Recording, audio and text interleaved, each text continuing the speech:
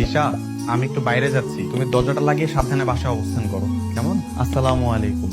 ওয়ালাইকুম আসসালাম। আসসালামু আলাইকুম চাচা, যাবেন?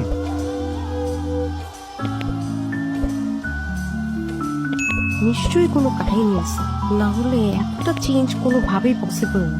এই রহস্য আমাকে বের করতেই হবে। কি হয়েছে ভাবি? হঠাৎ ডাকলেন যে? ভাবি, আপনার হেল্প লাগবে। কি হেল্প?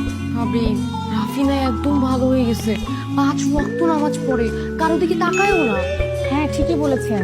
ভাই না আমার দিকেও তাকায় না, আমি কথা বললে আমার দিকে মাথা ঘুরিয়ে উত্তর দেয়। ভাবি, এই জন্য তো বলছি একটু হেল্প করেন। আমি একটা সিম কিনছি, যে নাম্বারটা হচ্ছে রাফি জানে না।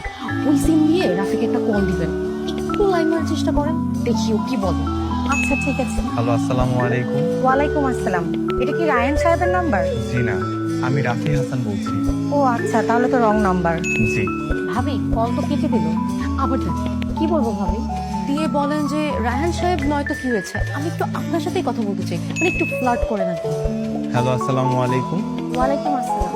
আচ্ছা, আপনি রায়ান সাহেব না তো কি হয়েছে, আপনার সঙ্গে একটু কথা বলি। জি দেখুন, আমি আশা করছি আপনি একজন সম্ভ্রান্ত ঘরের মহিলা। আমি কোনোভাবেই চাই না আমার জন্য আপনি কোনোভাবে পাপের অংশীদার হন, তারপর আপনি জাহান্নামী হন। আমি কোনোভাবেই পাপের অংশীদার হতে চাচ্ছি না। তাই আমি বলবো আপনি আমাকে দয়া করে আর কল করবেন না। আমি আপনাকে এখনই ব্লক